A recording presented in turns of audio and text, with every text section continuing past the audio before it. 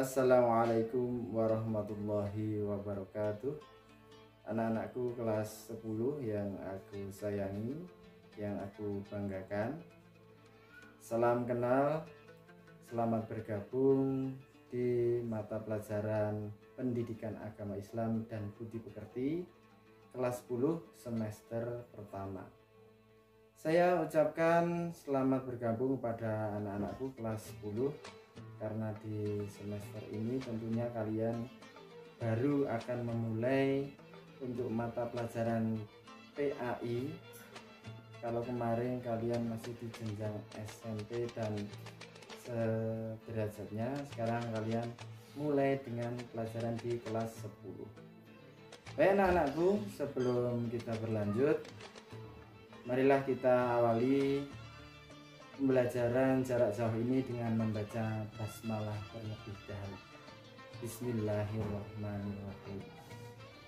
Semoga dengan membaca basmalah tersebut, pembelajaran kita kali ini diberikan keberkahan oleh Allah Subhanahu wa Ta'ala.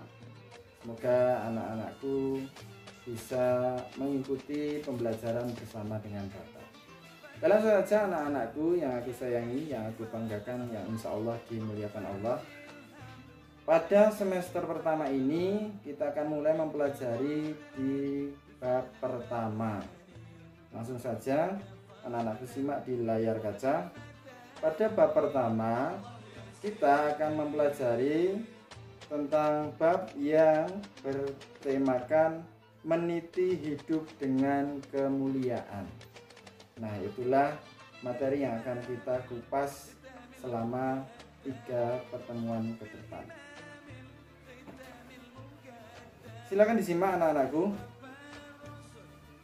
Dalam materi ini ada satu hal penting yang harus anak-anakku pahami tentang tema pertama kita pada semester ini, yakni ada sebuah bagan yang menjelaskan tentang apa saja yang akan anak-anakku pelajari pada tema pertama ini.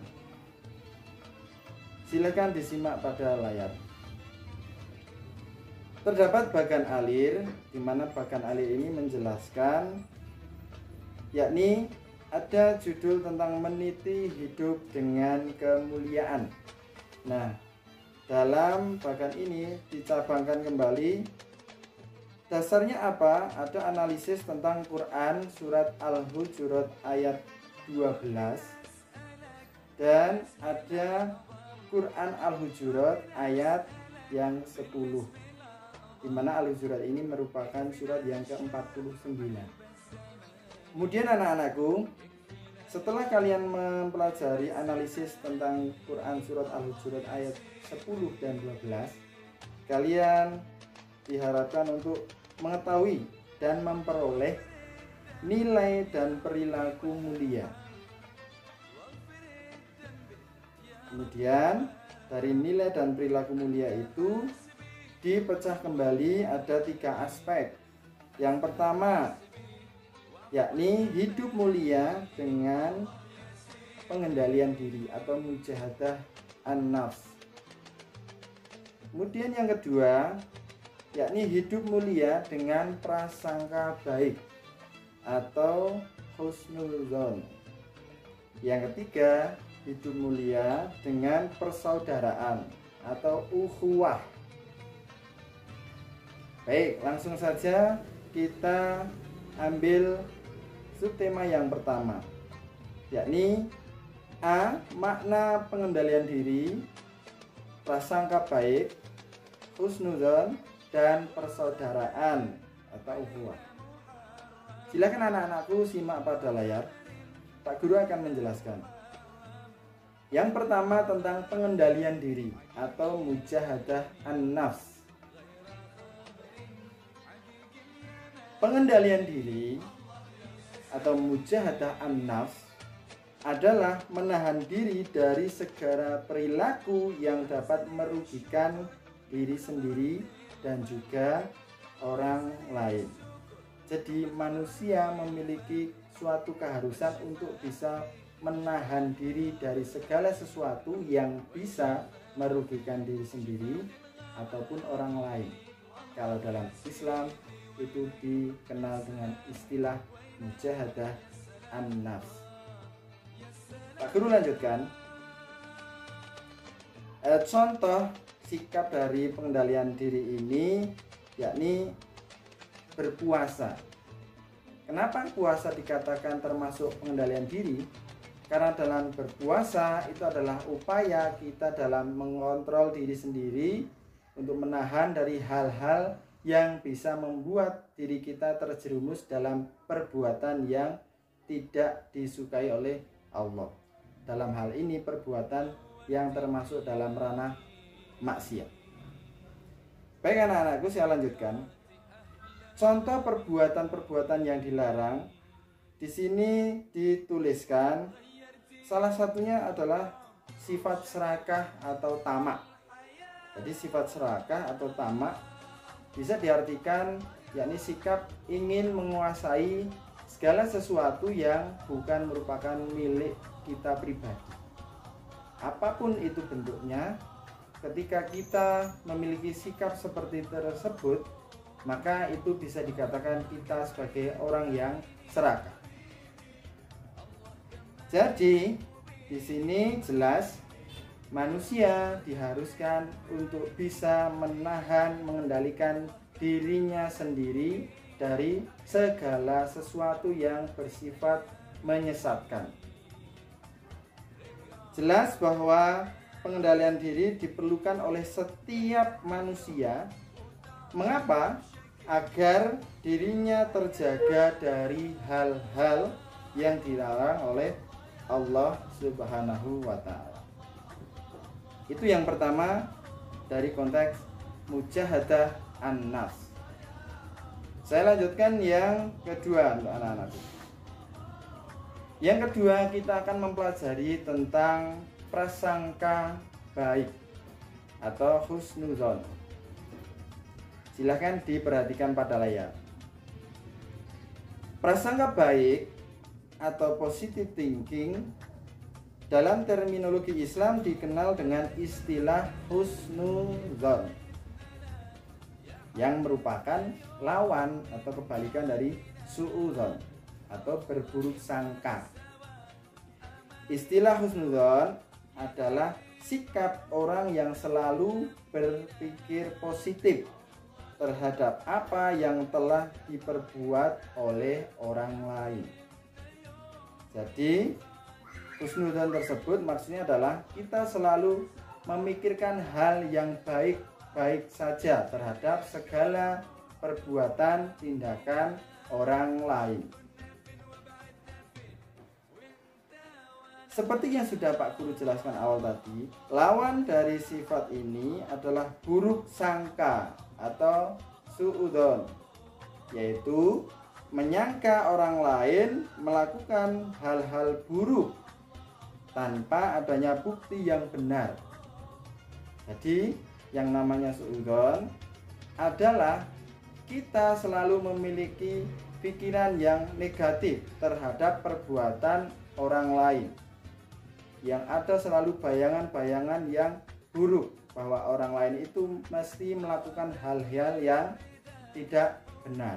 Maka itu termasuk ranah su'udzon, dan manusia sangat dilarang untuk bersu'udzon. Pak Guru lanjutkan. Dalam ilmu akhlak, husnuzon dikelompokkan ke dalam 3 bagian. Jadi ada 3 bagian dalam ranah ilmu akhlak tentang husnuzon.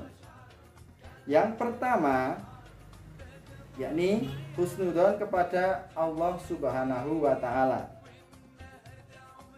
Kemudian yang kedua husnuzon kepada diri sendiri. Dan yang terakhir adalah husnuzon kepada orang lain. Pak Guru jelaskan satu demi satu. Husnuzon kepada Allah terlebih dahulu. Apa maksud dari husnuzon kepada Allah? Yakni sifat kita untuk selalu berpikir positif terhadap apapun apapun yang diberikan Allah kepada diri kita, entah itu waktu kita bahagia, waktu kita susah, ketika sedang sehat, ataupun ketika sedang sakit. Intinya kita selalu berpikir yang baik, bahwa Allah itu memberikan segala sesuatunya adalah yang terbaik untuk diri kita. Yang kedua, husnudzon kepada diri sendiri. Maksudnya apa anak-anakku?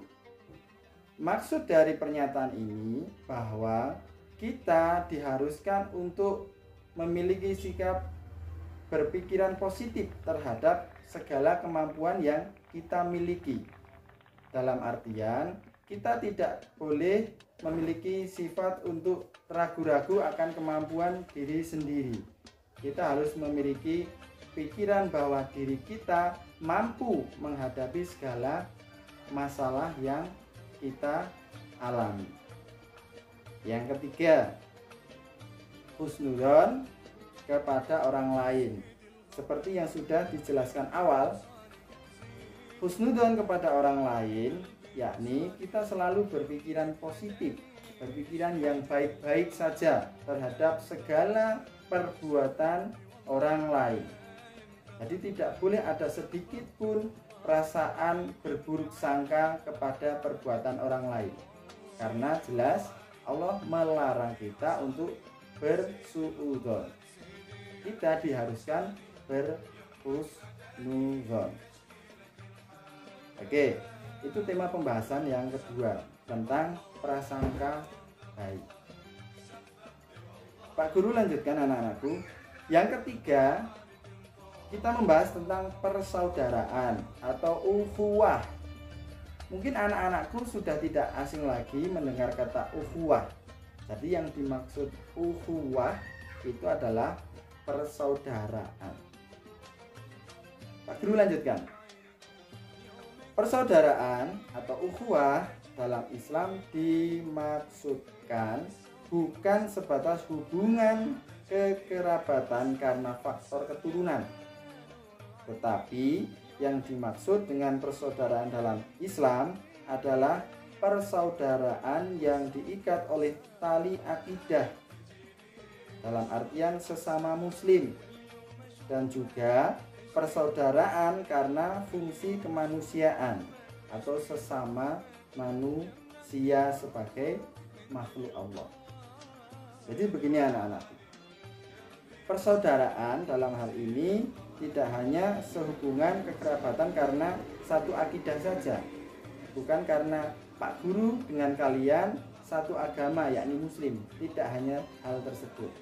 Dalam hal ini persaudaraan juga dijelaskan sebagai persaudaraan sesama manusia karena adanya kesamaan hubungan sebagai makhluk Allah. Jelas anak-anakku? Seperti itu ya. Ukhuwah Islamiyah atau persaudaraan sesama muslim disebabkan karena adanya persamaan akidah atau keyakinan. Ukhuwah karena adanya kesamaan sebagai makhluk Allah adalah ukhuwah yang kedua. Jadi manusia diperbolehkan menjalin hubungan di luar akidah. Makanya dari hal ini tidak dibenarkan manusia untuk saling berpecah belah, saling bermusuhan. Karena sesungguhnya walaupun berbeda keyakinan, manusia tetaplah bersaudara. Paham anak-anakku? Baik, Pak Guru lanjutkan. Kedua persaudaraan tersebut sangat jelas dicontohkan oleh Rasulullah Muhammad Sallallahu Alaihi Wasallam, yakni pada sikap beliau mempersaudarakan antara kaum muhajirin dan kaum ansor, serta menjalin hubungan persaudaraan dengan suku-suku lain yang tidak seiman dan melakukan kerjasama dengan mereka. Seperti itu anak-anak. Jadi jelas untuk materi yang pertama ini tentang makna pengendalian diri, prasangka baik dan persaudaraan. Nanti kalau kurang jelas silahkan anak-anakku browsing lagi untuk materi diperjelas, bisa melalui media internet atau bertanya pada Bapak secara langsung, atau bisa bertanya melalui kolom komentar yang berada di bawah video ini. Baik anak-anakku, sekiranya cukup sekian untuk penjelasan dari Bapak. Nanti kita lanjut lagi ke subtema yang kedua mengenai ayat-ayat Al-Quran tentang pengendalian diri, prasangka baik, dan persaudaraan.